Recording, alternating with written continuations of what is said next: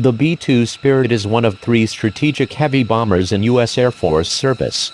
Originally conceived to infiltrate the Soviet air defense network and attack targets with nuclear weapons, over the decades its mission has grown to include conventional precision attack. The B-2 is the most advanced bomber in U.S. service, and the only one of 3 types that still carries nuclear gravity bombs. In the late 1970s, the administration of President Jimmy Carter opposed the high-speed B-1A bomber as a waste of government money.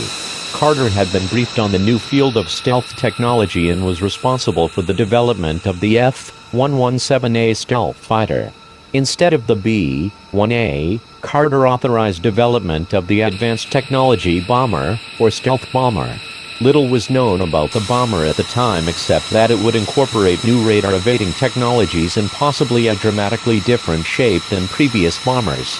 The U.S. Air Force sent out a request for proposal in 1980, and in October 1981 Northrop won a $7.3 billion initial contract to produce 127 advanced technology bombers. Northrop was a curious pick. After all, it had not produced any bombers since World War II. Northrop had been working on stealth since at least the mid-1960s. At a research facility in Rancho Palos Verdes, California, Northrop had been working on radar-evading aircraft shapes and radar-resistant materials. The company lost the competition to build the Experimental Survivable Test Bed, XST, what would later become the stealth fighter, to Lockheed, but did win the opportunity to build another stealth test bed, Tacit Blue. Tacit Blue featured 360-degree stealth, a must-have for a penetrating strategic bomber. Engineers had long known that flying wings had a minimal radar signature, and flying wings were a Northrop specialty. The company had produced 4 flying wings, the Northrop N9M, the XB-35 and YB-49, and the YB-49A. None had been picked up by the Air Force, but it gave Northrop a great deal of experience with the aircraft form. A flying wing properly shaped to further confound radar and use of advanced composite materials would create the ultimate penetration bomber, undetectable by radar. The B-2 was developed as a black program, with all of the pluses and minuses that entails. On the plus side, it was developed with a high level of secrecy, and until rollout in 1988 few were sure exactly what the B-2 looked like.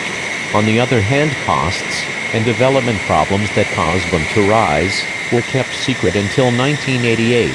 The cost of the overall B-2 program rose from $35.7 to $42.8 billion. Approximately $1 billion was spent strengthening the wing, an Air Force requirement, should the bomber ever be required to fly at low altitude. There were also allegations of fraud and overcharging, at least one of which was settled out of court. The poisoned relationship between the Air Force and Northrop is regarded by some as one reason why the Advanced Technology Fighter competition, which produced the F-22A Raptor fighter, went to competitor Lockheed Martin and not Northrop. On November 22, 1988, the first B-2 was rolled out at Air Force Plant 42 in Palmdale, California, and given the name Spirit. The bomber looked like a boomerang, with a serrated rear section. Like previous Northrop designs, it lacked a tail, seamlessly blended wing and body, and buried its 4 General Electric F118, GE 100 non-afterburning turbofans deep within the aircraft fuselage. Spectators were kept 200 feet from the aircraft to prevent close inspection of the plane's features. At the time of rollout, the B-2's unit cost was estimated at $515 million each, making it the most expensive plane ever made. The value of stealth had not been proven in battle, and Congress began to fret about the cost of the projected 132 aircraft. On top of cost and effectiveness issues, Mikhail Gorbachev's perestroika reforms had considerably lowered tensions between the United States and the Soviet Union, reducing the likelihood of nuclear conflict. The number of aircraft was eventually trimmed to just 21. The B-2 is 69 feet long and 17 feet high. It has wingspan of 172 feet, exactly the same as that of the XB-35 and YB-49. It has a speed of 680 miles an hour, and had a maximum altitude of 50,000 feet. It has an unrefueled range of 6,000 miles, and has mid-air refueling capability. The new bomber was one of the first military aircraft to make widespread use of new composite materials. Nearly 80% of the aircraft is made from woven composites that incorporated glass, carbon, and graphite fibers, while the remainder is made of aluminum and titanium. The Spirit also has a radar-absorbent coating whose sole purpose is to further reduce the radar signature. Former Air Force Chief of Staff Larry Welch has stated that the B-2 has a radar cross-section in the insect category. Right double quotation mark. The B-2 has two weapons bays built into the belly section that together can hold up to 60,000 pounds of ordnance. Each bay carries 8 bomb racks, and in the nuclear role the bomber can carry an assortment of up to 16 B-61-7 bombs, 10-360 kilotons, B-61-11 bombs, 400 kilotons, or B-83-1 thermonuclear bombs, 1.2 megatons. The Spirit will also carry the new B-61-12 bomb with a dial-a-yield configuration, giving it a yield of 3, 1.5, 10 or 50 kilotons. The B-2 does not carry any nuclear-armed missiles at this time but will carry the long-range standoff nuclear cruise missile when it enters service. The need to penetrate advanced air defense networks in the post-Cold War era led to B-2s acquiring a conventional strike capability. The bomber can carry up to 16 Joint Directed Attack Munition, JDAM, satellite-guided 2,000-pound bombs. In the past it has also carried CBU-87 combined effects munitions and CBU-90 Gator mine dispensers, but submunition dispensing munitions are being phased out in U.S. inventories. The bomber also carries the AGM-154 Joint Standoff Weapon, a glide bomb with a range of up to 50 miles and a GPS-based guidance system. For standoff attacks, the Spirit can carry the AGM-158 Joint Air Surface Standoff Missile, JASSM, and the new, longer-range JASSM-ER, Extended Range. Finally, the B-2 can carry two 30,000-pound 20-foot-long massive ordnance penetrator, MOP, bombs for attacking hardened targets, one per weapons bay.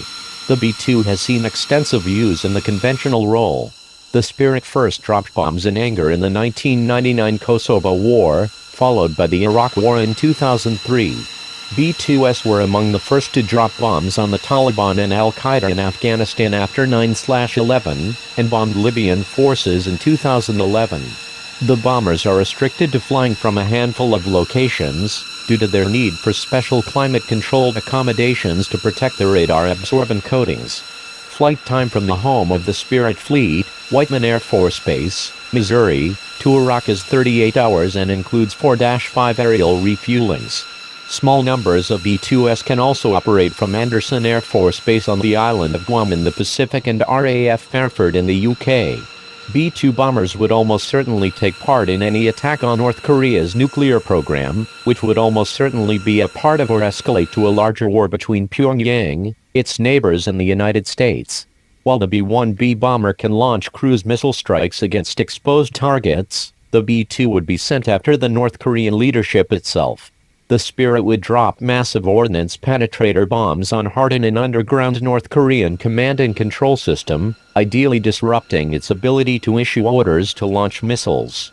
Spirits would also drop MOPs on any hardened leadership facilities suspected of hiding North Korean leader Kim Jong-un and any concrete protected nuclear storage and missile launch facilities. Conventional or nuclear, the B-2 Spirit can handle almost any precision attack mission in any environment imaginable, located at practically any point on Earth. The new B-21 Raider bomber, set to enter service in the mid-2020s, appears very similar to the B-2. Meanwhile, the current B-2 fleet will likely fly for another 20 years or more. All of this adds up to the Air Force flying bed-winged, stealthy bombers for another 40 or even 50 years, a testament to the original flying wing stealth design that dates all the way back to World War II.